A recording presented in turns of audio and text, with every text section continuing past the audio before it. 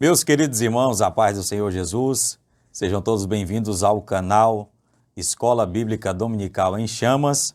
Mais uma vez estamos aqui para trazer mais um subsídio, mais uma pré-aula da Escola Bíblica Dominical da classe adulto. Nós estamos estudando acerca do retorno dos exilados para a sua pátria, que agora são repatriados, e nós estamos entendendo um ensino eficaz e maravilhoso para nossas vidas, com a história de Esdras, Neemias, Zorobabel, o sacerdote Josué, os profetas Ageu e Zacarias e o povo em si, desde o capítulo 9 de Daniel, com a sua intercessão. Estamos aprendendo sobre os reis que estiveram envolvidos com este retorno, com a volta do povo do cativeiro babilônico, que foi dominado pela Pérsia. Ciro o Grande, ele assumindo assim o reinado, tornou a ele conhecido acerca da profecia de Isaías, mais precisamente no capítulo 45, de que ele seria o instrumento de Deus para que o povo regressasse do cativeiro para a sua pátria e voltasse a ser uma nação como as demais. E hoje nós vamos continuar estudando esta importante lição. Chegamos à lição de número 5, que tem o tema Zorobabel recomeça a reconstrução do templo.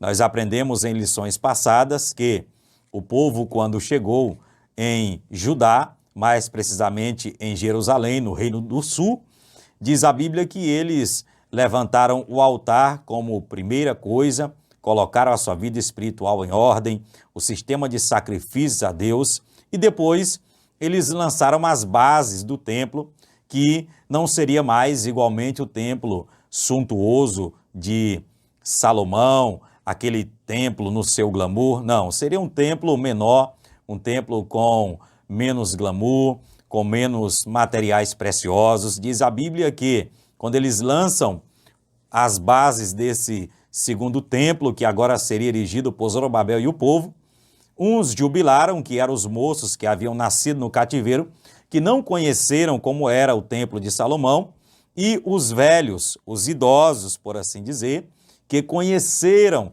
o templo de Salomão, o primeiro templo, eles choraram de ver que o segundo templo não seria mais igual ao templo de Salomão. Nós aprendemos que eles jubilaram, tocaram instrumentos como Davi instituiu no culto levítico, e então eles começam a reconstruir o templo, só que eles foram impedidos pelos povos vizinhos que habitavam ali no Reino do Norte, aonde a maioria deles eram os samaritanos. Eu já expliquei aos irmãos, era uma raça mista, uma raça misturada, não eram mais hebreus israelitas puros, e eles se levantaram contra o povo de Deus, se infiltrando, comprando pessoas, enviando cartas ao rei, que agora já não era mais Ciro, e eles conseguiram assim parar a construção do templo. São os opositores da obra de Deus. O povo então regressa para a sua casa, cada um vai cuidar dos seus afazeres cotidianos, edificam as suas casas e ficam no seu conforto, e a casa de Deus, o templo, fica esquecido durante cerca de 16 anos, como diz o historiador. Deus agora vai levantar primeiramente o profeta Ageu e depois o profeta Zacarias para assim animar o povo e exortar o povo a sair do conforto das suas casas e retornar à construção da obra do grande templo. Então nós vamos entender hoje que eles voltaram para a construção do templo depois que Deus enviou os seus profetas. Nós vamos trabalhar muito hoje a questão do profeta, tanto no Antigo Testamento, como aqueles que têm o dom de profecia no Novo Testamento, porque não existem hoje mais profetas como no Antigo Testamento. Nesta dispensação que nós estamos, na dispensação da graça, existe o dom de profecia. Vamos entender a relevância, a importância, a notoriedade que é ter pessoas como voz de Deus, voz profética no meio da congregação. Então fica comigo, logo após a vinheta nós vamos para a aula de número 5, Zorobabel recomeça a reconstrução do templo.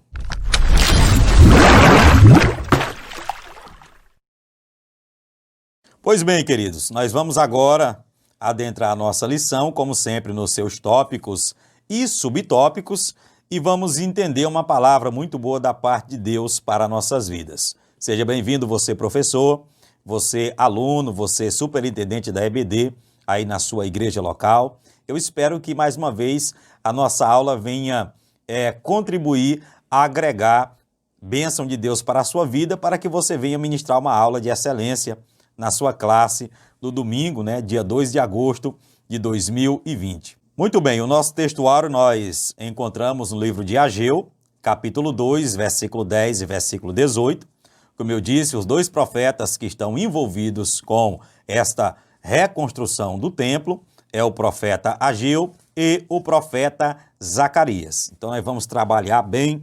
É importante frisar de que para você ter um bom entendimento da lição desse trimestre, você tem que ler, e estudar o livro de Esdras, Neemias, o livro de Ageu e o livro de Zacarias. Essas 4 narrativas estão em um só foco, em um só momento cronológico em que aconteceu este fato do retorno do povo do exílio e assim a reconstrução de Jerusalém, começando do altar para o templo e assim a muralha. Então vamos lá, o textuário diz: ao 24º dia do mês 9º, do 2º ano de Dario, veio a palavra do Senhor pelo ministério do profeta Ageu, dizendo: ponde, pois, eu vos rogo, desde o dia em que se fundou o templo do Senhor, ponde o vosso coração nessas coisas, ou nestas coisas. Ageu capítulo 2, verso 10 e versículo 18. Uma coisa que eu quero frisar aqui é a questão do calendário judaico, quando ele diz aqui que ao 24º dia do mês 9º, nós sabemos que foi no dia 24 do mês 9º, do 2º ano de Dario, que foi um rei que veio depois do grande Ciro.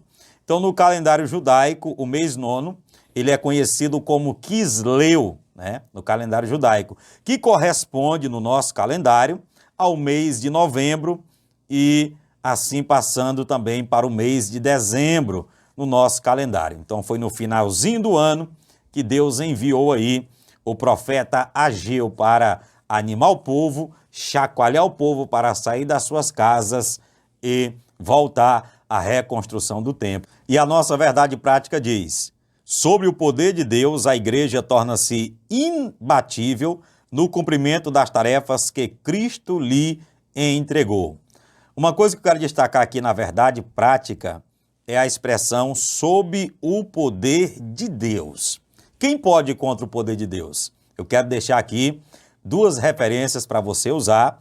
Isaías capítulo 43, versículo 13, que diz: ainda antes que houvesse dia eu era, e nenhum há que possa livrar alguém das minhas mãos. Agindo eu, quem o impedirá? É uma versão da Almeida Revista e atualizada, E uma coisa importante, quando ele diz, sob o poder de Deus, a igreja torna-se imbatível no cumprimento das tarefas que Cristo lhe entregou. Mais uma vez eu friso que nós só temos o poder, só temos a graça, só temos o privilégio de termos êxito na pregação do Evangelho, se Deus estiver conosco. Este poder aqui da verdade prática é a cooperação de Deus, é a cooperação do Espírito Santo com a igreja, para que a obra de Cristo, as tarefas que Deus tem nos entregado, venham ter êxito e venhamos concluir com excelência. É por isso que quando nós lemos Lucas, capítulo 16, versículo 20, o texto bíblico diz: e eles, tendo partido, pregaram em toda parte, cooperando com eles o Senhor e confirmando a palavra por meio de sinais que se seguiam. Ou seja, após Cristo ser assunto aos céus, os discípulos saem a pregar e eles realizam sinais, maravilhas, mas a Bíblia diz que o Senhor cooperava com eles, ou seja, o poder de Deus já estava com os cristãos primitivos, os apóstolos, ou seja, A igreja de Cristo se torna imbatível quando ela faz a obra debaixo e movida pelo poder de Deus. Você pode fazer uma exegese mais profunda do texto de Isaías 43:13 e de Lucas 16:20 aí para você ministrar a sua aula.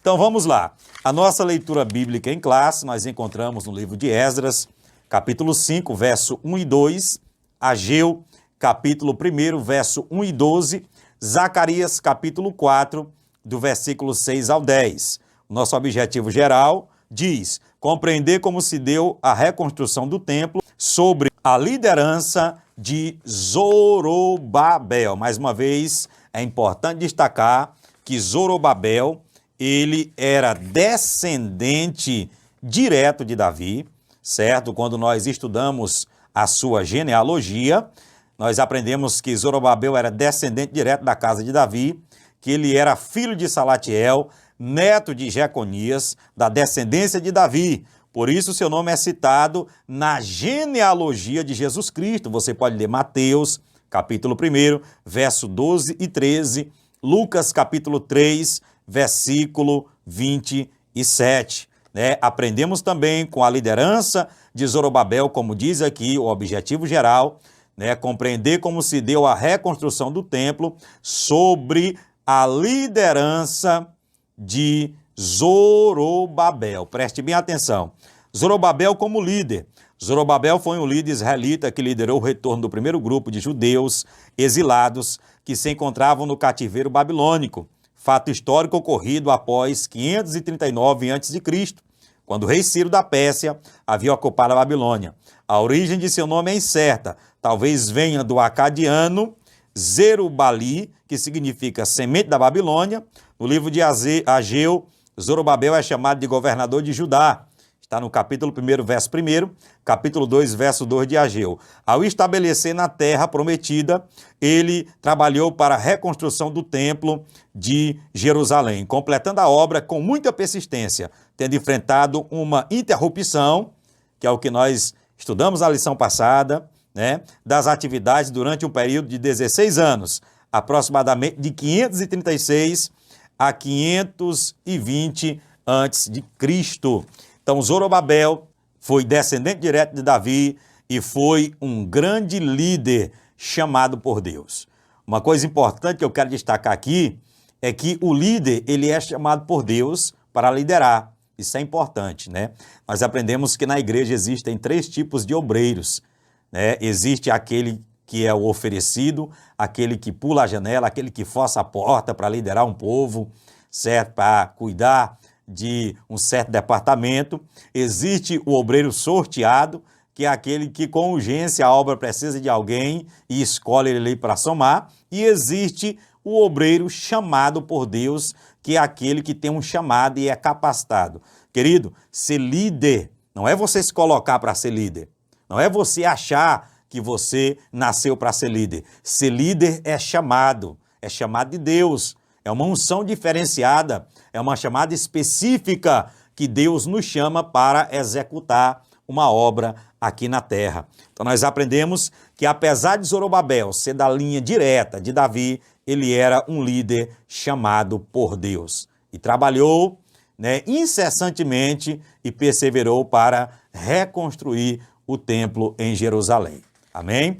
Então vamos lá. Vamos para a introdução da nossa lição para entendermos aqui uma palavra de Deus muito boa para nossas vidas. A introdução diz assim: nesta lição estudaremos como Deus, depois de a construção do templo ter ficado parado por 15 anos, enviou socorro através do ministério de 2 profetas, Ageu e Zacarias, É basicamente isso que nós vamos entender, que esses 2 personagens, Ageu e Zacarias, eles foram ícones importantíssimos para que o povo fosse despertado a sair das suas casas e voltar a reconstruir a casa de Deus, que estava há mais de 15 anos parada. Nós devemos entender que aqueles que exercem o dom de profecia hoje no seio da congregação têm de fato uma importância muito grande para muitas das vezes despertar a liderança, despertar o povo com a mensagem de Deus para que a igreja venha continuar avançando na terra. O primeiro ponto diz: Deus suscita os profetas Ageu e Zacarias. O primeiro subponto diz: Deus levantou 2 profetas. Primeiro veio Ageu, está em Ageu capítulo 1, verso 1, e depois levantou-se Zacarias. Não vieram atendendo o convite de líderes de Jerusalém. Uma coisa que eu quero frisar aqui, deixar bem claro, é que Deus é quem levanta os seus ungidos. Deus é quem levanta os seus profetas, não é o homem. O texto aqui deixa bem claro que eles não vieram atendendo o convite de líderes de Jerusalém. É Deus quem dá os profetas para a sua igreja. Não são os homens que os convocam, eles são enviados por Deus. Nós devemos entender isso aqui, que Deus, conhecendo a necessidade daquele momento da sua igreja, Deus ele vai usar a boca de alguém para que a sua igreja venha receber a sua mensagem. Então, o profeta, ele é dado por Deus para a sua igreja. Amém, querido? Então, vamos continuar. Mas o Deus dos céus os enviou. Chegaram de surpresa em Jerusalém e ali entraram em contato com os 2 líderes e também com o povo judeu. Preste bem atenção.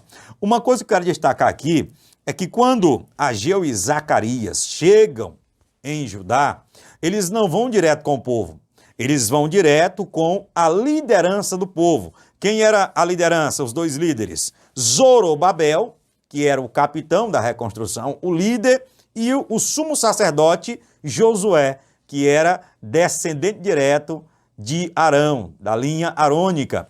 Uma coisa que eu quero destacar aqui é que antes de os profetas entregassem a mensagem ao povo, eles entregaram a mensagem primeiro à liderança. E uma coisa que eu quero aplicar aqui é que existe, de fato, uma hierarquia. Existe uma organização nos negócios do reino de Deus. Sabe o que eu aprendo aqui? É que quando Deus coloca alguém para exercer a liderança diante de um povo, seja numa congregação, seja num departamento da igreja, Deus vai honrar quem ele colocou na cadeira do meio. Eu sempre digo isso.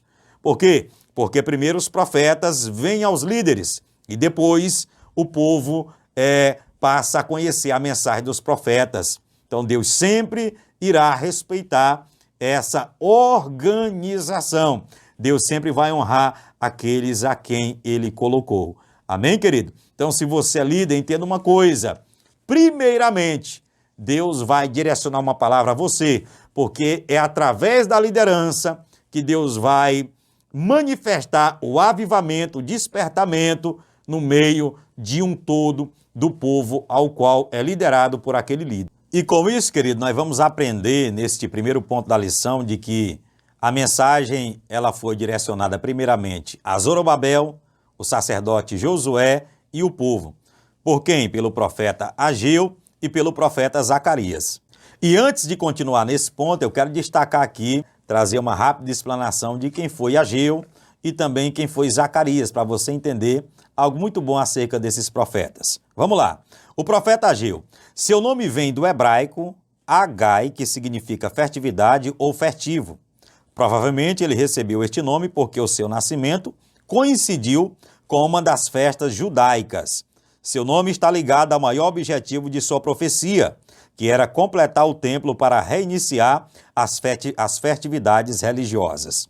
A tradição judaica sustenta que ele nasceu na Babilônia e estudou sob a orientação do profeta Ezequiel. Evidentemente, veio para Jerusalém após o retorno do primeiro grupo de exilados, em 537 a.C., pois o seu nome não consta na lista dos que retornaram. Então, nós aprendemos que o profeta Ageu, ele traz primeiro uma mensagem de repreensão ao povo, depois ele traz uma mensagem de ânimo ao povo e, em terceiro, o profeta Ageu vai trazer uma mensagem de esperança ao povo. E entendendo sobre o profeta Zacarias, o nome Zacarias vem do hebraico Zecar-Iá, que significa o Senhor se lembrou, Os nomes de seu pai e de seu avô têm significados interessantes. Você confere isso em Zacarias capítulo 1, verso 1. Seu pai, por nome de Ido, significa tempo designado, e o seu avô, por nome de Berequias, que significa o Senhor abençoa. Aqui nós encontramos uma mensagem de Deus. Como assim, presbítero Luciano? Olha só, até os nomes sugerem a mensagem do livro. O Senhor não esquecerá suas promessas da aliança para abençoar Israel no tempo designado. Zacarias traz uma mensagem de mudança, Zacarias traz uma mensagem de estímulo e Zacarias traz uma mensagem escatológica, ou seja, a escatologia é a doutrina que estuda as últimas coisas, os eventos finais. Então vamos continuar aqui na leitura do texto da lição e extraindo aqui as aplicações para nossas vidas. Vamos lá. Primeira coisa, ele vai tratar sobre Zorobabel. A mensagem de Ageu e Zacarias foi primeiramente dirigida a Zorobabel. O líder político recebeu uma mensagem pessoal. Deus, conhecedor da insuficiência espiritual de Zorobabel, e sabendo que este não tinha mais nenhum vigor para tentar modificar a situação imposta pelos inimigos, deu-lhe uma maravilhosa mensagem de encorajamento. Querido, quando o líder fica desencorajado é um perigo, porque, de fato, os liderados, eles precisam de um estímulo, eles precisam que o líder injete nele ânimo, né? O povo precisa disso, que o líder trabalhe nele ânimo para que eles venham fazer a obra de Deus. Eu, como líder, por muitos anos de congregação, né, por muitas vezes eu tive que trazer uma mensagem de ânimo ao povo, de encorajamento, para que o povo não ficasse parado. Imagina agora que Zorobabel, né, estava precisando de uma mensagem de encorajamento. Deus sempre ele vai trabalhar primeiramente na liderança, animando o líder para que o líder venha animar o povo e o povo volte a trabalhar. Olha o que diz. A mensagem de Deus veio sob a forma de uma visão que Zacarias havia recebido. Deus lhe mostrara um castiçal com 7 lâmpadas, símbolo da obra de Deus. O óleo que as lâmpadas precisavam tinha que fluir através de canos ligados a um vaso de azeite que ficava acima. O vaso de azeite, por sua vez, estava em contato com 2 oliveiras. Você pode ler no livro do profeta Zacarias, capítulo 4, do verso 1 ao 4 e o verso 13. E o recado de Deus para Zorobabel foi: não por força nem por violência, mas pelo meu espírito, diz o Senhor dos Exércitos. Isso está no versículo 6 do capítulo 4 de Zacarias. As dificuldades que pareciam montes grandes diante de Zorobabel seriam como uma campina, uma planície. Zacarias capítulo 4, versículo 7. Deus ainda garantiu a Zorobabel que as mãos dele acabariam a construção do templo. Isso está no verso 9 do capítulo 4. E eu quero extrair algumas lições desse texto aqui. Primeira coisa, querido, quando o verso 3 do capítulo 4 de Zacarias, na sua visão, certo, que ele entrega essa mensagem para Zorobabel, quando fala das 2 oliveiras, e as oliveiras nós vamos entender que elas tinham a função, na visão de Zacarias, de derramar o azeite continuamente para dentro do vaso, para que ninguém precisasse cuidar do castiçal, repor o azeite.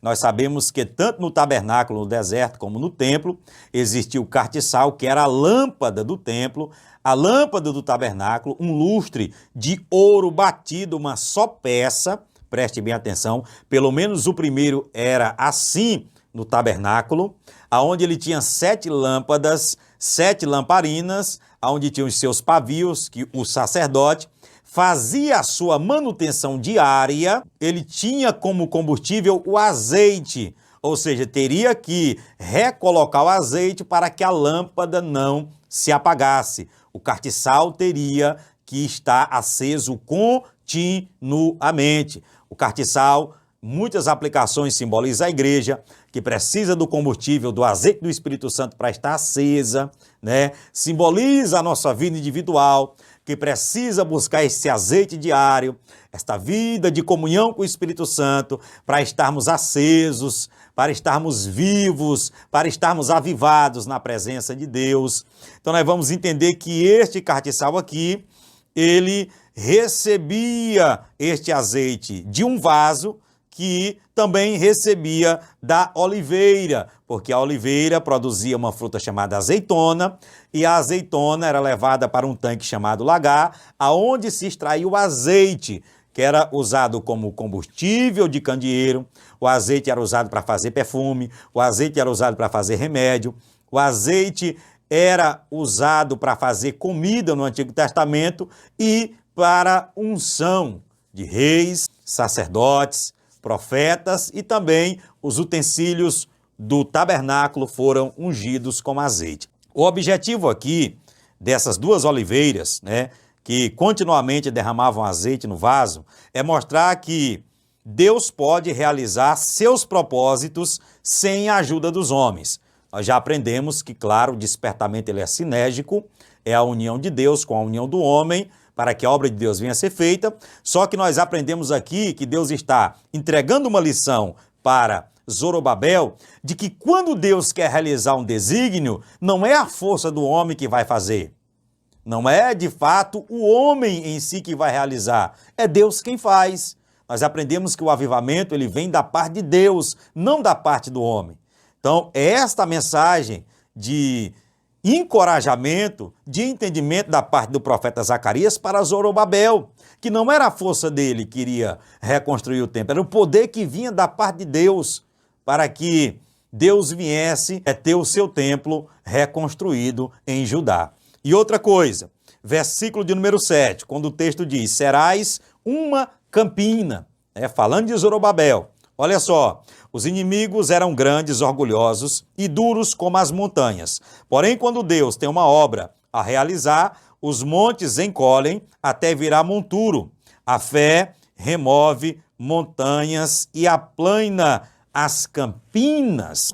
Zorobabel aqui é um tipo de Cristo, que nada é difícil demais para a sua graça realizar. Então Deus deixou bem claro aqui que quando ele quer executar um propósito, ele executa, e que os inimigos, que poderiam ser resistentes, fortes e altos como montanhas, iriam ser aplanados para que o povo passasse e a obra de Deus fosse concluída. Amém, querido? E com isso, nós vamos entender somente mais o versículo 9, quando ele diz que Deus garantiu a Zorobabel que as mãos dele acabariam a construção do templo. Isso está no versículo 9, no capítulo 4, Então, o mesmo Zorobabel que iniciou a obra, as mesmas mãos fala de obra, fala de trabalho, fala de executar funções, essas mesmas mãos iriam concluir esta obra. Nós atribuímos o quê? Que as mesmas mãos que começou a obra iria concluí-la. Aqui também é uma tipologia do que Cristo faz na vida da igreja coletivamente e na nossa vida, que tanto o autor, ele é também o consumador da nossa fé. Quando Cristo começa a boa obra, ele a aperfeiçoa e conclui. Amém, querido? Receba esta palavra de Deus aí onde você estiver, que a obra que Deus iniciou através das tuas mãos, o inimigo pode ter se levantado, pode ter te parado por um tempo, mas Deus há de suscitar profetas, pessoas com palavras de ânimo, para que você retorne ali e continue o trabalho que Deus te entregou aí na sua igreja local. E após Zorobabel receber a mensagem, o segundo líder a receber a mensagem dos profetas foi o sacerdote Josué. Diz assim o texto: o sumo sacerdote, líder espiritual do povo, recebeu também uma mensagem pessoal. Observamos na lição passada que ele estava com as suas vestes sujas. Quando o texto diz que o sacerdote estava com as suas vestes sujas, isso simboliza o pecado do sacerdote Josué, dos outros sacerdotes, porque ele era o sumo sacerdote, o grande sacerdote, descendente de Arão, e também o pecado do povo. Sujeira sempre vai falar, na maioria das vezes na Bíblia, de pecado. Eu quero conferir um texto bíblico no livro de Apocalipse, capítulo 19, versículo 8, tratando essa questão das vestes sujas do sacerdote Josué, que falava não só do pecado dele, mas do pecado dos restantes dos sacerdotes, e também do povo em geral. Vamos lá. Apocalipse capítulo 19, versículo 8. E foi-lhe dado que se vertisse de linho fino, puro, e resplandecente, porque o linho fino são a justiça dos santos. Então, muitas das vezes, espiritualmente, as nossas vestes estão sujas. E precisamos aí vestir o linho fino, a justiça, né? Ter uma vida justa na presença de Deus. Então vamos lá, vamos continuar. A mensagem de Deus para ele foi de perdão e de restauração. Deus lhe disse que havia feito passar dele toda a sua iniquidade e que havia ordenado que fosse vestido de vestes novas e que se pusesse sobre a sua cabeça uma mitra limpa. Zacarias, capítulo 3, você pode ler do verso 3 ao 5, está aí a narrativa da veste suja, do vestimento de vestes limpas e que fosse colocado sobre a sua cabeça uma mitra limpa. O que era a mitra? A mitra, eu vou usar a expressão, era um chapéu que fazia parte da indumentária sacerdotal, que era colocado sobre a sua cabeça. Então a mitra, ela tinha de fato uma importância muito grande sobre a cabeça do sacerdote, que apontava para a sua vida de santidade, para a sua vida pura na presença de Deus. Então, aqui também, a mensagem a ele foi que ele trocasse a mitra e colocasse uma mitra limpa. Então, vamos lá. Vamos agora para a mensagem que foi entregue ao povo. Primeiro a liderança, depois o povo. Diz assim, a letra C, sobre o povo. Recebeu também uma mensagem de Deus. O profeta Ageu mostrou ao povo que os prejuízos materiais que haviam sofrido eram consequência da omissão frente ao dever que tinham com a casa do Senhor. Ageu falou-lhes do prejuízo que sofre o homem que busca somente a sua prosperidade material e deixa a casa de Deus deserta. O profeta deu ao povo uma ordem estimulante: subi o monte, trazei madeira e edificai a casa, e dela me agradarei e eu serei glorificado. Ou seja, quando o povo, preste bem atenção, Ageu, capítulo de número 4, quando o povo abandona a construção do templo e vão cuidar das suas próprias vidas, da sua plantação, o texto diz que eles sofreram, que eles pagaram o preço por abandonar a casa de Deus. Eles não prosperaram. Nós vamos ler aqui que eles foram edificar suas casas luxuosas e o templo de Deus ele foi esquecido e tiveram prejuízo. Tem tanta gente, querido, que abandonou os negócios de Deus, abandonou o seu cargo na igreja para tentar conquistar coisas terrenas, para correr atrás do seu objetivo terreno. Deus quer te abençoar assim. Se você tem um sonho de um diploma, de uma casa aconchegante para a sua família, de um bom transporte, de uma empresa, Deus, claro, Deus tem o interesse de te abençoar. Agora você não pode abandonar, deixar os negócios de Deus, a casa de Deus de lado e cuidar somente da sua vida. Você tem que equilibrar isso aí entre a obra de Deus e as suas conquistas terrenas. Eu até digo que os negócios do reino têm que estar sempre em primeiro lugar, como diz a Bíblia Sagrada. Olha só o que está escrito no livro de Ageu, capítulo 1, versículos 6, 7, 8 e 9. Semeais muito, recolheis pouco, comeis, porém não vos farteis, bebeis, porém não vos saciais, vestivos, porém ninguém se aquece, e o que recebe salário recebe no saco furado, não sabia para onde ia, não tinha proveito. 7. Assim diz o Senhor dos Exércitos, considerai os vossos caminhos, subi ao monte e trazei madeira, e edificai a casa, e dela me agradarei e serei glorificado, diz o Senhor. E esperastes o muito, mas eis que veio a ser pouco, e esse pouco, quando o trouxerte para casa, eu dissipei com um sopro. Por que causa? Ou por que a causa disso? Disse o Senhor dos Exércitos, por causa da minha casa, que está deserta, enquanto cada um de vós corre à sua própria casa. Então o povo havia abandonado os alicerces do templo e estava correndo em busca dos seus ideais. O que tem acontecido hoje de pessoas que se dizem cristãos, que têm abandonado a igreja local, que têm abandonado a obra de Deus, sumiu da congregação dos santos, não contribui mais, não é mais ali um ajudador da obra do seu pastor e está correndo atrás de coisas terrenas. Nós temos que tomar muito cuidado, irmãos, porque o texto diz aqui que Deus foi quem enviou, que foi Deus que provocou que o povo não iria usufruir do seu trabalho árduo, enquanto não retornasse, não se importasse com a casa de Deus. Amém? Então essa foi a mensagem que o povo recebeu da parte do profeta Ageu, ou seja, o descaso em se levar adiante a construção do templo traz más colheitas, escassez de alimento e vestuário inadequado. Amém? Não prospera, não vai para frente. Você vai trabalhar muito e vai ter pouco resultado. Eu vou deixar 2 textos para você ler. Levítico capítulo 26 e Deuteronômio capítulo 28, que vai lhe dar mais bases sobre esse assunto. Amém? Então vamos continuar. E continuando, querido, nós aprendemos que após Zorobabel receber a mensagem, o sacerdote Josué e o povo, nós vamos aprender agora sobre os resultados da mensagem dos profetas. Será que fez efeito o que eles falaram?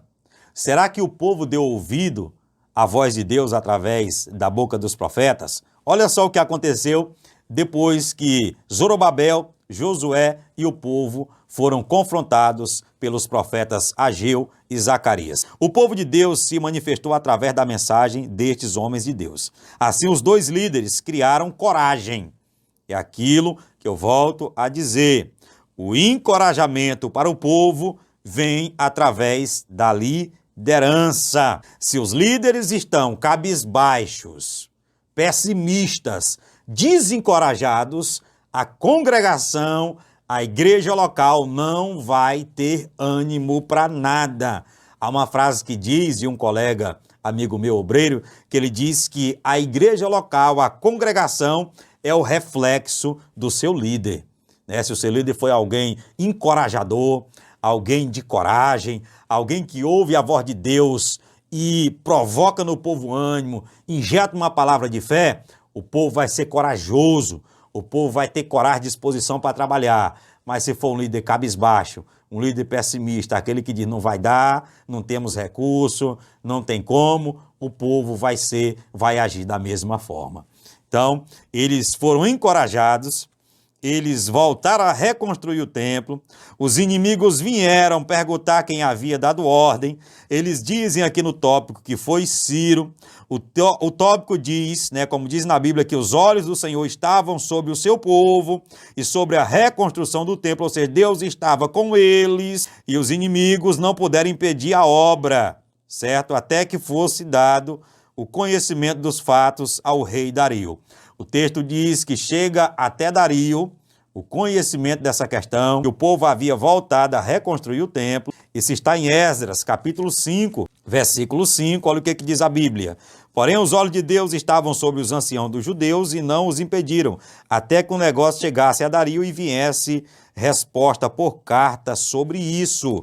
O texto diz que Dario mandou que os escrivãos, os responsáveis por escrever os editos do rei, procurassem ali no arquivo do reino esse edito, esse decreto de Ciro, na época de Ciro. E eles encontram e ele verifica que era verdade, que o povo estava certo. Então Dario confirma e dá permissão para que a reconstrução do templo continuasse. Glória a Deus por isso. Bênção o que Deus faz, né, irmãos?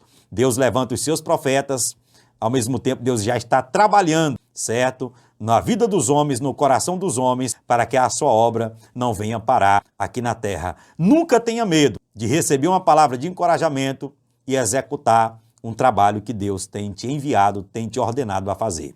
E com isso, nós aprendemos aqui para terminar, certo? Esse ponto aqui no tópico 3. O impulso espiritual dado pelos profetas continuou dominando os construtores até a conclusão da construção. Nós aprendemos aqui neste subtópico 3 que os profetas Ageu e Zacarias, eles não só entregaram a mensagem, mas eles continuaram ao lado da liderança e do povo, cooperando com eles na reconstrução do templo. Glória a Deus por isso, né, irmãos? O verdadeiro profeta não é somente aquele que verbaliza a palavra de Deus, é aquele que muitas das vezes permanece junto ali, para que a palavra que ele disse vinha ter avalia, vinha ter efeito. É aquele que está com as mãos na obra de Deus para que tudo aconteça e para que os desígnios de Deus venham a acontecer como ele assim determinou. E concluindo aqui esse ponto, nós aprendemos aqui que o impulso espiritual dado pelos profetas continuou dominando os construtores até a conclusão da construção. Ou seja, eles não só entregaram a mensagem, a Bíblia diz que Ageu e Zacarias ficou juntamente com Zorobabel e com o sacerdote Josué e com o povo até a conclusão da obra. Glória a Deus por isso, né, irmãos? Desde a oração de Daniel, o edito de Ciro, o retorno do povo para a terra de Judá.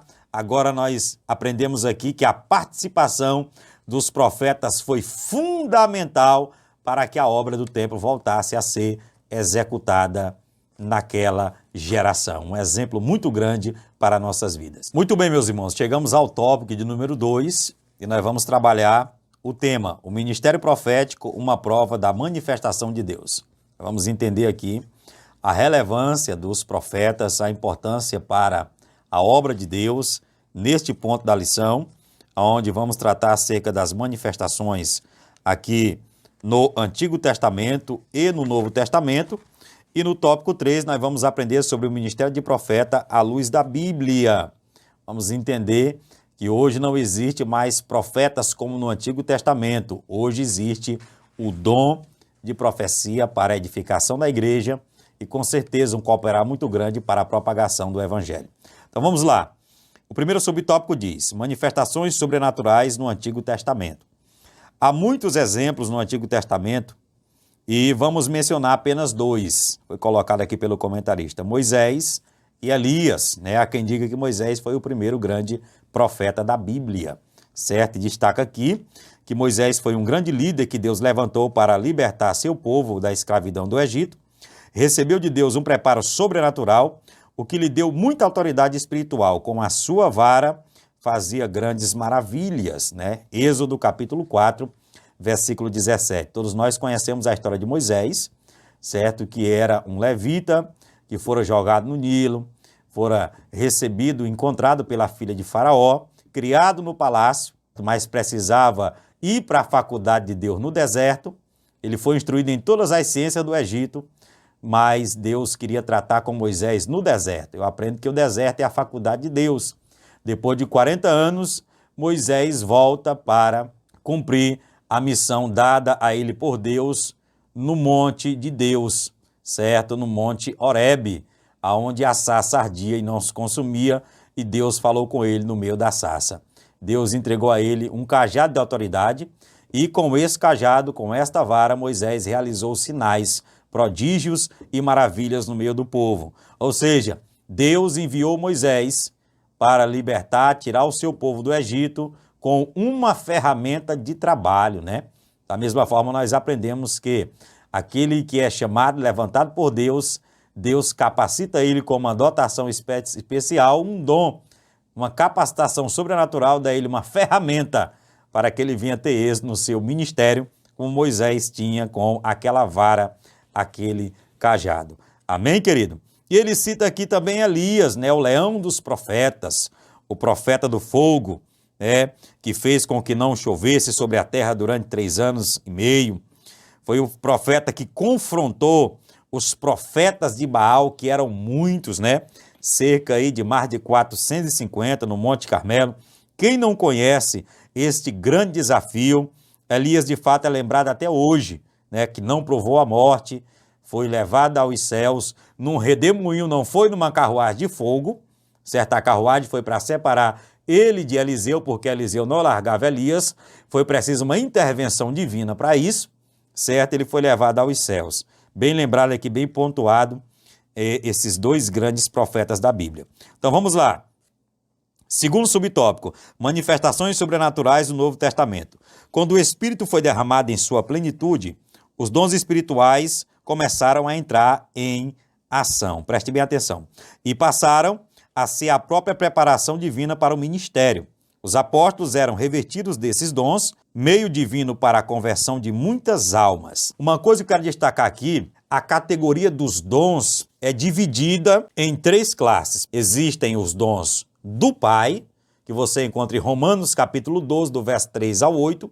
Existem os dons do Espírito Santo, que você encontra em 1 Coríntios capítulo 12, do verso 8 ao 10, e também o verso 28, e existem os dons do Filho, né, que você encontra em 1 Coríntios capítulo 12, verso 28, e Efésios capítulo 4, versículo 11, que é uma referência que aprofunda mais. Então, a categoria dos dons está dividida entre dons do Pai, dons do Espírito Santo e dons do Filho. Uma coisa importante, tratando aqui do dom de profecia, é que em todas as categorias há alguma expressão de profecia. Quero destacar aqui, porém o dom de ofício de profeta é dado pelo Filho à igreja, através dos ministérios individuais, ou seja, das chamadas específicas. Nós sabemos que existe a chamada geral, quando todos os homens são chamados para a salvação, e a chamada específica, que é uma capacitação especial, sobrenatural, que você recebe de Deus para executar, é uma obra, é um ministério que Deus te entrega. Então, apesar do dom de profecia estar inserido nas três classes aqui, entre os dons do Pai, do Espírito Santo e do Filho, né, o ofício, certo, do dom de profecia, do profeta do Novo Testamento, é encontrado, ele é dado pelo Filho à igreja, através dos ministérios. Você pode ler Efésios capítulo 4, versículo 11. Eu quis destacar isso aqui. E o que é um dom, presbítero Luciano? Um dom é uma dádiva, um dom é um presente, um dom é uma dotação, um dom é uma capacitação. Busque os dons de Deus, busque os dons espirituais. É importante isso. Então vamos continuar aqui. Dobre a sua atenção. Ele diz aqui que o apóstolo Paulo era enriquecido por Deus com muitos dons, o apóstolo Paulo. Ele mesmo escreveu ao evangelista Timóteo, representante da segunda geração, uma mensagem de exortação: não desprezes o dom que há em ti, o presente que ele recebeu de Deus. 1 Timóteo capítulo 4, verso 14, para exercício do ministério. Pouco antes de ser martirizado, Paulo voltou a escrever a Timóteo: despertes o dom de Deus que existe em ti. 2 Timóteo capítulo 1, versículo 6, Apesar de você receber o dom de Deus, você tem que despertar, você tem que fazer a sua parte. Eu costumo dizer que o dom do ensino, ele é desenvolvido. Por exemplo, para mim dar essa aula aqui, as informações não estão descendo aqui agora, certo? O Espírito Santo, ele não trabalha dessa forma. Existe o quê? Existe essa questão do preparo, da busca, entendeu? Existe essa questão aqui de despertar o dom, de eu fazer a minha parte, de eu me preparar antes para ministrar a aula, certo? Eu sempre falo que o Espírito Santo só nos lembra, diante do público, aquilo que nós antes estudamos e oramos em prol daquilo. Então devemos zelar pelo dom de Deus, não devemos desprezar, nós devemos despertar esse dom a cada dia. Então desperte o dom que há em você, zele pelo dom que Deus te entregou, para que você venha ser instrumento de Deus aí na sua igreja local. E para finalizar essa questão aqui dos dons espirituais, aqui no comentário diz: Paulo recomenda procurai com zelo os melhores dons, 1 Coríntios capítulo 12, verso 31, e procurai com zelo os dons espirituais, mas principalmente o de profetizar. 1 Coríntios capítulo 14, versículo 1. E eu quero extrair aqui essa questão do dom de profecia, que é o que está sendo tratado aqui na lição. O que é o dom de profecia? Primeiramente, é uma expressão divinamente inspirada e ungida. Segundo, é uma proclamação sobrenatural em língua conhecida. Terceiro, manifestação do Espírito de Deus, não do nosso intelecto.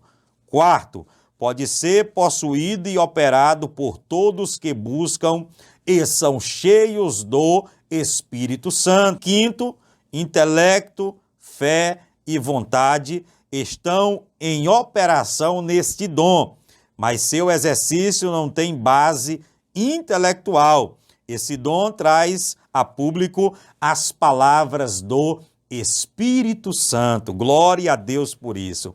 Esse dom, o dom de profecia, traz a público, Nós recebemos a revelação e nós verbalizamos esta palavra, traz a público as palavras do Espírito Santo. E sobre os dons espirituais, eu quero deixar uma frase a você que eu acho importantíssima, né? A ninguém é dado todos os dons, nem a todos é dado o mesmo dom. O Espírito Santo reparte a cada um por medida. É por isso que cada membro de um ministério, cada professor da escola, cada crente que está na sua igreja local, ele é importante. Nós precisamos de cada um para que o corpo venha andar em uma só unidade. Amém, querido? E assim nós chegamos ao terceiro ponto da nossa lição, que diz: o ministério de profeta à luz da Bíblia. Nós vamos dar mais um aprofundamento aqui nessa questão. Vamos lá. O profeta na dispensação do Antigo Testamento. O profeta, além de transmitir a mensagem de Deus para o povo, era consultado pelo povo acerca de assuntos espirituais e até mesmo acerca de assuntos materiais. Ele cita aqui o exemplo de Ezequiel, o exemplo de Samuel, o exemplo de Moisés, né? Por exemplo, aqui em Ezequiel ele diz: os anciãos vieram a Ezequiel para que este consultasse o Senhor por eles. Está no capítulo 20, verso 2. E Deus, por meio de Ezequiel, lhes respondeu que por causa das tuas abominações, eles não recebiam respostas.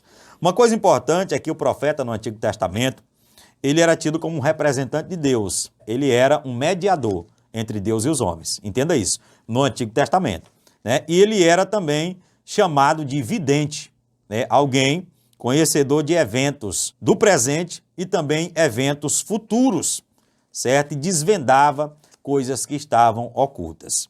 Segundo, ele trata aqui em 1 Samuel 9, do 6 aos versos 6 e 7, o profeta Samuel foi consultado acerca das jumentas do pai de Saul que se haviam perdido. Em 1 Reis 14, 2, verso 2 e 3, está registrada uma consulta sobre um doente, se ele levantaria ou não. E o profeta respondeu da parte de Deus, né? Mais uma vez, nós observamos aqui a relevância, a importância de ter um profeta. Quem não lembra daquela viúva, lá em 2 Reis, capítulo 4, de quando o seu marido morre devendo, Flávio Josefo diz no seu livro A História dos Hebreus que o marido dela era aquele Obadias, não profeta, mas o mordomo de Acabe, que durante a seca não chovia devido à palavra de Elias, ele sustentou os profetas na caverna, né? Os 100 profetas com pão e água.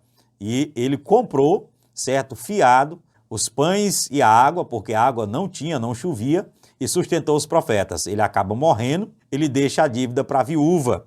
Eu até entendo que foi por uma boa causa o débito que ele fez, né, irmãos? Mas temos que tomar cuidado, certo, nessas questões. Então, a Bíblia diz que ela recorre a Eliseu. Olha só, era em busca de um recurso material. E Eliseu dá uma instrução a ela, e ela segue a instrução e vive o milagre da multiplicação do azeite na casa dela, certo? Hoje em dia, os homens de Deus estão aí para que a gente consulte a pessoa certa no momento de uma opressão.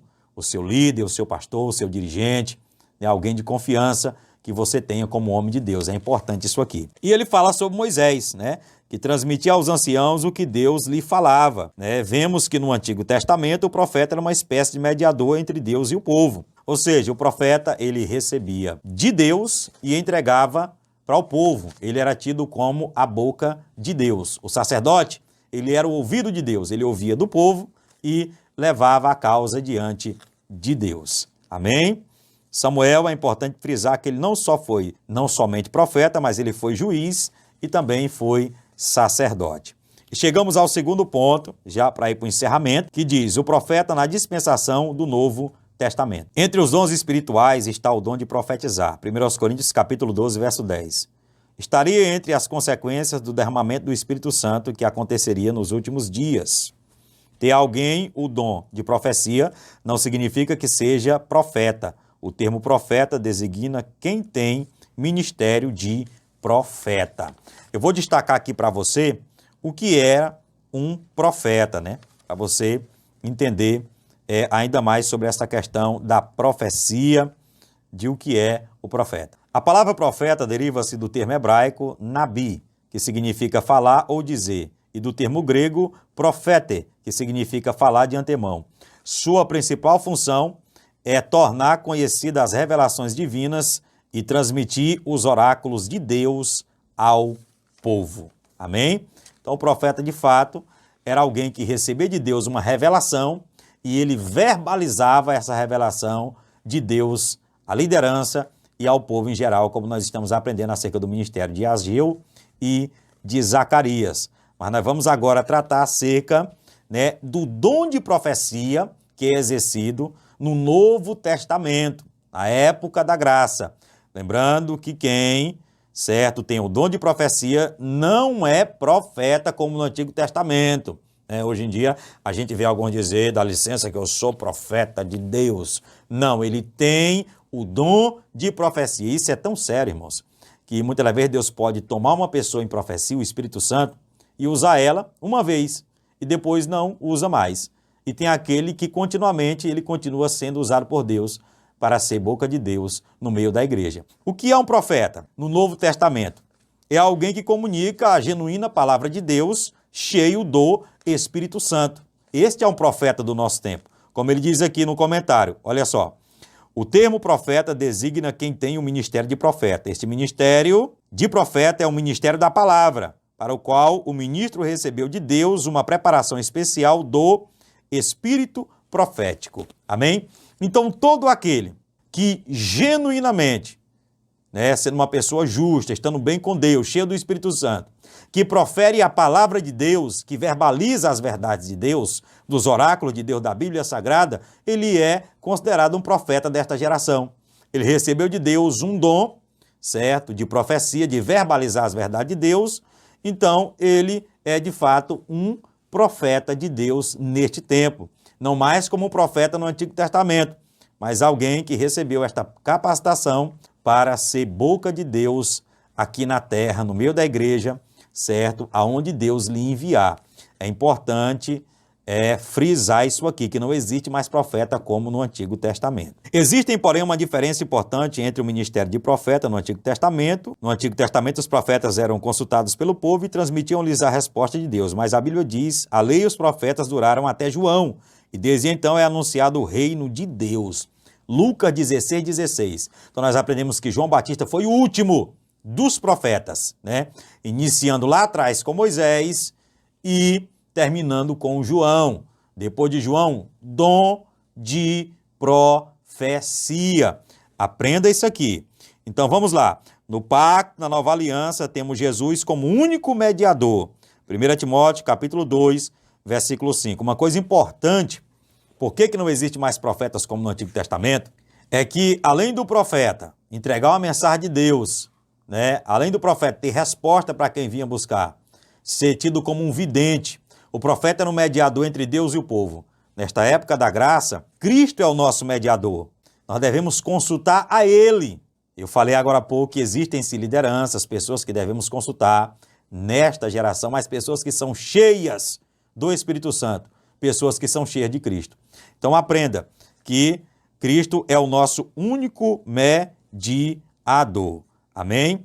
Então, para terminar, é importante destacar aqui, certo, que existe um erro doutrinário quando alguém que possui o dom de profecia procura usá-lo para responder a consultas de qualquer natureza, como casamento, viagem, compra de imóvel, etc. Fica neste caso falando sozinho, porque Deus diz, não mandei os profetas, todavia eles foram correndo, não os lhe falei a eles, todavia eles profetizaram. Jeremias 23:21. É fundamental que os obreiros ensinem a igreja acerca do uso correto dos dons, inclusive o de profecia. E para finalizar, eu quero destacar sobre esta questão aqui, irmãos, que existe hoje um grupo de pessoas que não lê Bíblia, certo? Não são amantes da Escritura Sagrada, não vão à escola dominical, a ensinos bíblicos e vivem correndo atrás de pessoas que se denominam profetas, certo? Pessoas que revelam CPF, entendeu? Pessoas que profetizam casa, carro, coisas terrenas, que muitas das vezes este que se diz profeta que está profetizando,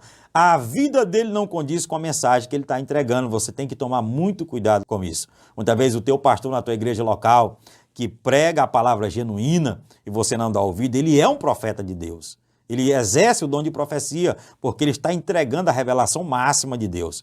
Devemos entender isso aqui, certo? E muitos usam erradamente esse dom de uma forma herética para a promoção do seu nome, certo? E não edifica, não transforma. essas questões de consultas. Será que eu devo casar com fulano? Eu vou no culto, eu vou numa campanha onde tem um profeta para ver se Deus vai falar comigo através dele. Né? Muitas pessoas estão quebrando princípios, né? E dando ouvido a profetadas que não é de Deus, é da carne. Por isso que ele diz aqui, o comentarista, que as lideranças devem, os obreiros, ensinar a igreja acerca do uso correto dos dons espirituais, inclusive o dom de profecia, para que não venhamos cair no erro, né, de receber uma palavra que não é de Deus. Não devemos quebrar princípios na Escritura, atrás de coisas, de revelações, que muitas vezes não é de Deus. Se eu devo comprar isso, se eu devo ir embora para tal lugar, ore a Deus, né? Converse com a sua liderança, pessoas que têm o Espírito de Deus, pessoas que convivem com você, que você vai ter uma orientação correta. Amém? E para terminar, querido, eu quero dizer que hoje não existe mais profetas como no Antigo Testamento. Existem pessoas com o dom de profecia. Se Deus te entregou esse dom, para que você verbalize as verdades de Deus, para que você venha a ser usado por Deus aí na tua classe, na tua igreja, executa, zela por ele, desenvolve ele, porque Deus vai te usar. Que Deus te abençoe. Chegamos ao final de mais uma aula. Curte a aula, comenta aí embaixo, deixa seu comentário, que eu tenho prazer em responder. Se inscreve no canal se você não é inscrito.